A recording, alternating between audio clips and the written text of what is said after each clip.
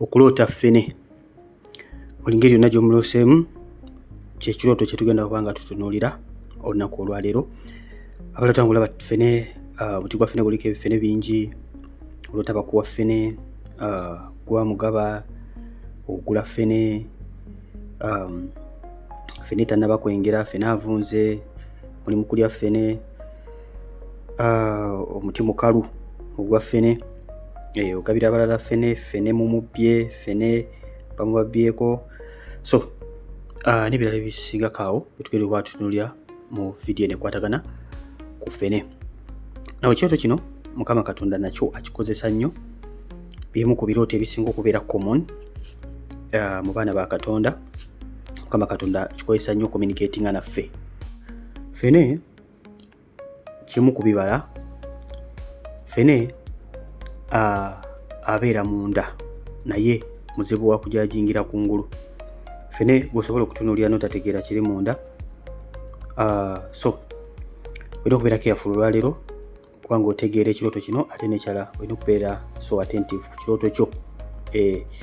Bino bigenda obbawa is like baseline, n'ekirooto kyo kiyinza obutafaanana nga bino byengenda kwogerako. Artist bw'oba ng'otegedde kyategeeza, kiba kirungi nnyo bw'osobola okugattagatta n'otegeera omutukuvu kyayogera eri obulamu bwo.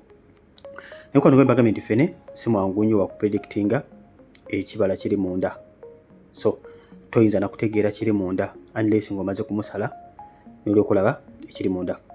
Atandikira bw'oloota ng'olaba ffene, obadde osala ffene n'osanga nga temuli miwuula, obadde osala kiffene n'osanga mu butuufu obadde so happy ofunye ekiffene, oluusi mwanudde ffene, naye n'ogenda okuba ng'omumusala nimba nga temuli miwuula. Ekirooto kino kitegeeza mukwano gwange oyolekedde okufuna disappointment. Yes, disappointment egenda kuba nga ejja, ate ng'oyinza okuba ng'obadde oyolekedde okubotola. Nga bw'olaba nti wano ffene mba mulowooza nti mutuuse ku buwanguzi naye ate mugenda okebera ng'emiwuula temuli. Waliwo kiffene nga bakisaze naye nga kibadde kinene, nga osanga omuwuula gumu wano omulala gumu wali, and to make it worse n'osanga n'okuvunda yavunda. So ekirooto nga kino manya mukwano gwange ekyo kiraga luck, kiraga ebbula. Osanga nga because if you are disappointed ogenda kuba ng'ogenda mu lacking, kubanga obadde olina omukisa gw'osuubira okuba ng'ugya eri obulamu bwo, tugamba obadde ogenda kutambula mawanga, olina opportunities obadde ogendako, olina obadde olina ogenda okumiitinga, oba oli mu business n'osanga nga mukwano gwange oyingidde mu stage efaananako bw'eyo eya luck, osanga buli kimu kyonna kikola ki kifudde, and you end up being disappointed. So ekyo kiyinza obutafaanagana nga bwe njogedde, naye nkugambye nti nkuwa just baseline kosa okuba ng'otegeera ekirooto kyo gwe kiwakoze kiwala. Osobola bw'osala ffene n'olaba nga mulimu emiwuula mingi, oluusi obadde oli mu kusaba na kusiiba onoonya Katonda n'oloota ng'osaze kiffene nga kirimu emiwuula mingi, oba nga bakuwadde kiwe naye nga kirimu emiwuula mingi, mukwano gwange kiyinza okurepresentinga abundance, blessings, eba emikisa. Abundance kyeki? Egy'omuyiika. Emikisa ogw'omuyiika mukwano ogenda okuba gujja mu bulamu bwo. Yes. N'osooka oloota ng'olaba omuti gwa ffene nga guliko bifene nga bingi. Omuti gwa ffene nga guliko bifene nga bingi, nakyo kiyinza okurepresentinga abundance, blessings. Obadde oli mu kusaba na kusiiba, obadde onoonya Katonda n'oloota ekirooto nga kino mukwano gwange, nyiikira bunyiikizi mpaka ng'okikutteko. Bw'oloota ekirooto kyonna nga kiri so successful, tobivaako bw'obina ogamba kati mpangudde. Nedda, Mukama bakuwadde obunnabbi naye oba tonnabakwangula mpaka ng'okutteko ku ekyo ky'obadde osabira. So olina okusigala ng'osaba n'okusigala ng'onoonya Katonda ate nga n'okumwebaza okuba nga abadde akuzzeemu ku ekyo ky'obadde osabira, ate n'akuwa assurance nti ogenda kuba ng'okikwatako. So tolina kunafuwa mu kaseera ako. So bw'oloota ate ng'olaba omuti gwa ffene tekuli yadde ne kaffene, nga Yesu bwe yagenda okulya ku muti n'asanga ng'omuti mukalu n'agukolimira nga tekuli yadde akabala n'akamu. Yesu agenda ku muti n'asanga omuti nga mukalu n'agukolimira. Ate osanga omuti gwa ffene nga mukalu, most of the times omuti ogwo guyinza okuba gukiikirira ggwe. Mukama Katonda gwe gw'abalaga nti mukwano gwange oli mukalu, tewali yadde akabala, tewali yadde ekiriko. Tewali yadde ekiriko. Kiki olina okuba ng'okola? Osooka ne weekeberamu ggwe ng'omuntu n'olaba obulamu bwo bw'okusaba buyimiridde butya, pusiganya ne Katonda, otambula mu butuukirivu n'obutukuvu. And most of the times ekirooto kino nakyo kisobola okutambulirako ebbula. Oggyeko ekyokuba nti gwe nga ggwe ebibala biyinza okuba nga tekuli Yesu by'ayagala, ebiri mu Bagalatiya 5:2, nawe gennyini osobola okuba ng'ogenda kuyingira mu stage ebbula lacking, kubanga toyina bimala, weetaaga naye nga tokola ki? Toyina.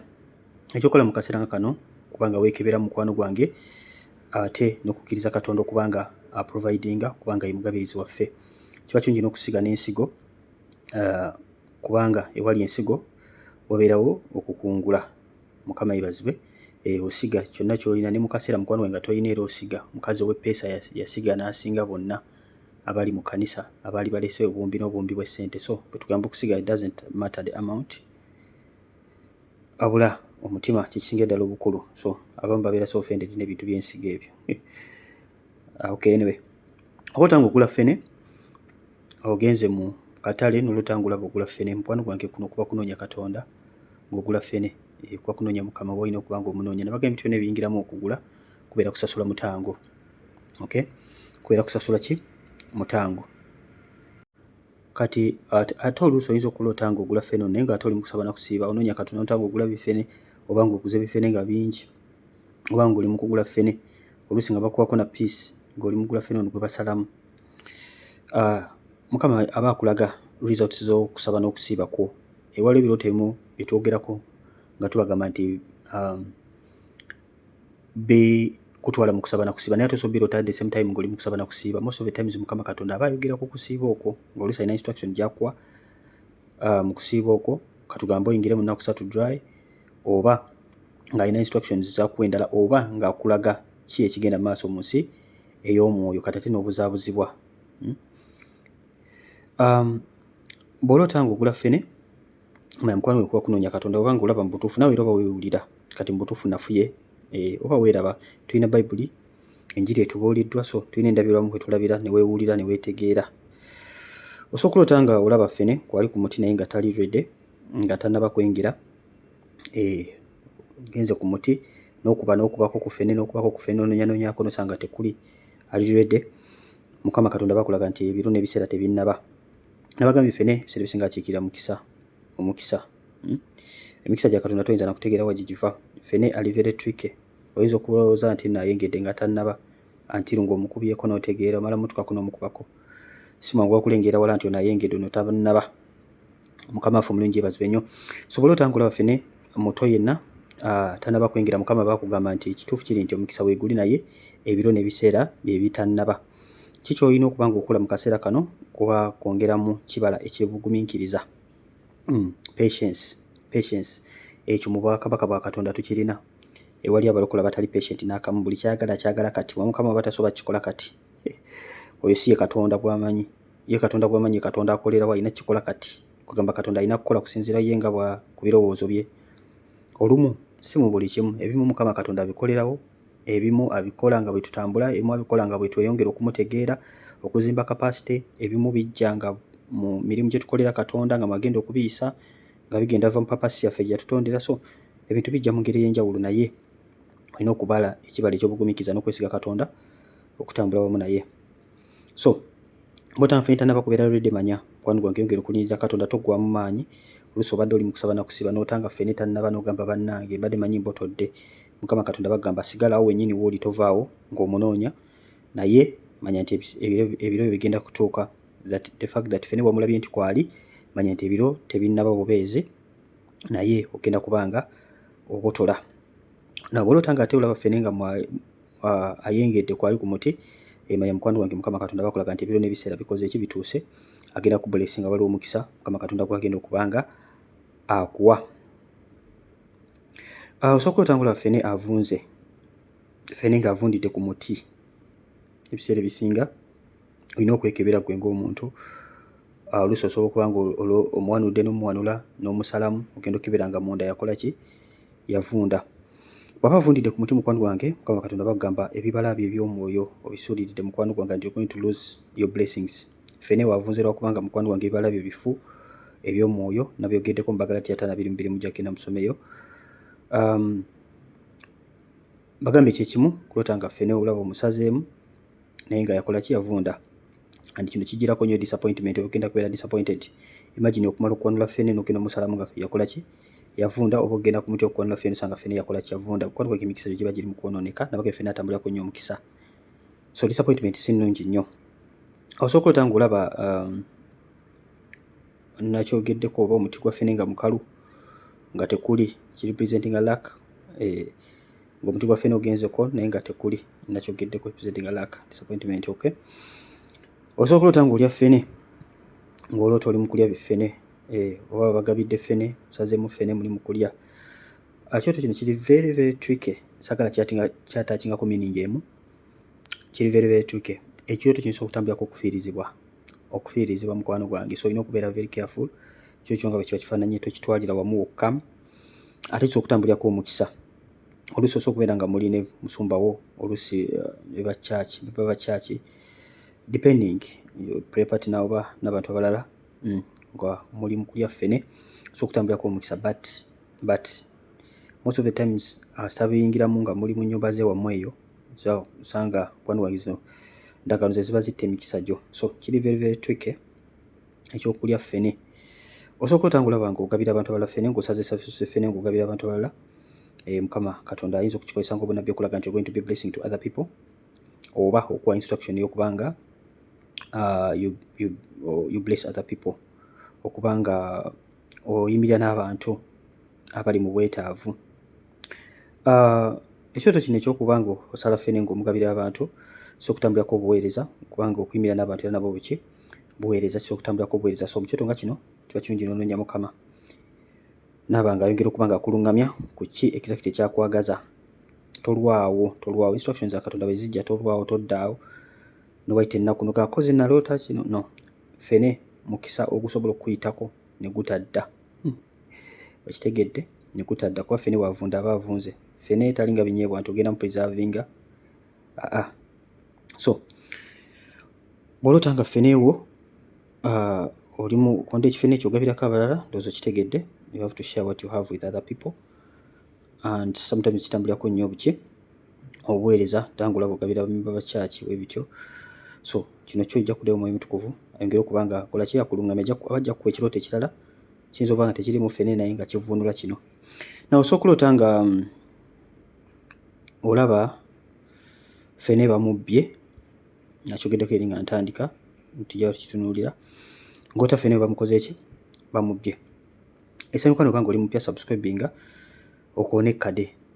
Bwonna kikola ekyo buli video gye tunaateekangayo wano ojja kuba nga ofuna notification. Olugiteekayo bwe tujja kubeera nga nnamba emu wano ku channel. Waliwo abantu bonna beekwata okubeera bannamba emu. Eva olupostinga osanga ye nnamba emu, abeerako 24/7. Anyway, bw'otangula ffenewo bamubbye oba nga gubbye ffene, kasooke nga ffenewo bamubbye mukwano gwange kuba kubbibwako kwa mikisa gyo. Ab'emikwano mulina okitegeera nti omulabe tatudde naye alwana okulaba ng'azikiriza. So ffenewo okuba nga bamubbye nga wo kirepresentinga emikisa gyo okuba nga gibbiddwa. Oluusi Mukama asobola okuba nga akikuwa nga akulaga biki ebyabaawo, emikisa gyo okuba nga gyakola ki gyabbibwa. So you have to rebuke the devourer. Olina okuba nga rebukinga oyo omubi. Sitaani tajja buzzi, Bayibuli egamba sitaani yajja okubba, okutta n'okuzikiriza, Yokaana 10:10. Sitaani yajja okubba, okutta n'okuzikiriza, naye Yesu yajja ffe tube n'obulamu, yajja tuwa bulamu. Kitegeeza nti omulabe ekimu ku kimuleeta mu bulamu obwo si kutta busi wabula n'okukubbako ebyali ebibyo. Ojja kulaba nga ebintu byonna bye wali olina okuba nga obeera nabyo kuno ku nsi walina okuba nabyo nga Mukama na programmingira, naye ng'omulabe buli kimu yakibba. Obufumbo yabubba, abaana yababba, buli kimu kyonna, amagenda gonna yagabba, byonna nga tuzza bizze. So bulaba ate nga gubba ffene w'abalala, waliwo abampeeza ku kirooto mabegako awo nga bagenze mulokole ne yeewuunya n'azuukuka ku makya n'agamba ki kino ng'alina abantu bagenze babbye ffene. Ebirooto bisesa nga babbye ffene. Ekyoto kino kitegeeza nti olina okwekeberamu ng'omwana wa Katonda mu ngeri gy'oyimiridde mu kuwaayo mu nnyumba ya Katonda. Okay, osobola okuba ng'onyaga Mukama nga mu butuufu Mukama Katonda akkoledde, oluusi n'okumusuubiza wamusuubiza weeyama naye nga tonnaba kutuukiriza weeyamu bwo. Weeyama mu maaso ga Katonda, Mukama bw'onaakola kino nange nakukolera kino, nja kukuwa ekibereberye kyange, nja kukola bwe nti. Mukama n'akola paati ye n'osigala ng'olinga alowooza nti oba byekola byokka nga tewatuukiriza bweyamu mu maaso ga Katonda, oba nga towaayo kimu kya kkumi, oba nga towaayo mu kkanisa, kwegamba ng'oli so selfish. N'akatini k'olina kajja kukugibwako. So bw'olaba nga gwabba manya nti waliwo obutali butuukirivu mu eri eyo, olina okuba ng'osumululwa. Bayibuli egamba waayo nawe kinaakola ki kinaakukwebwanga ng'obba ffene. Abamu osobola okuleeta ekyoto kino naye ng'omusajja gw'olina si wuwo mu maka go, ng'olina omusajja w'abendi, olina omukazi w'abendi.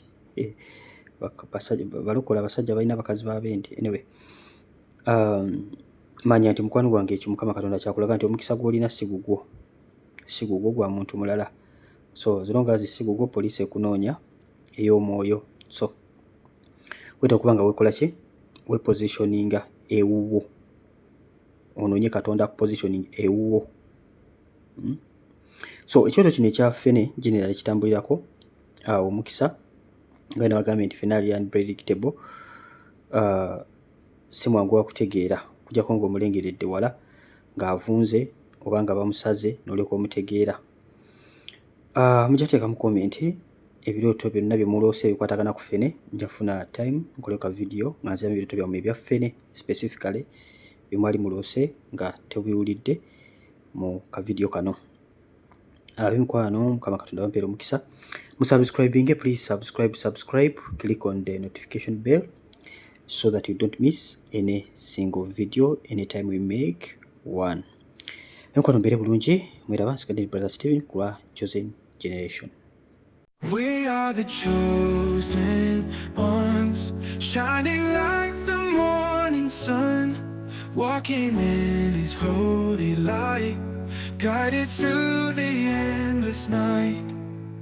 Faithful hearts and hopeful eyes, heaven's calling, we will rise. Blessed and strong, we won't bend, in His love we'll ascend. We are the chosen generation.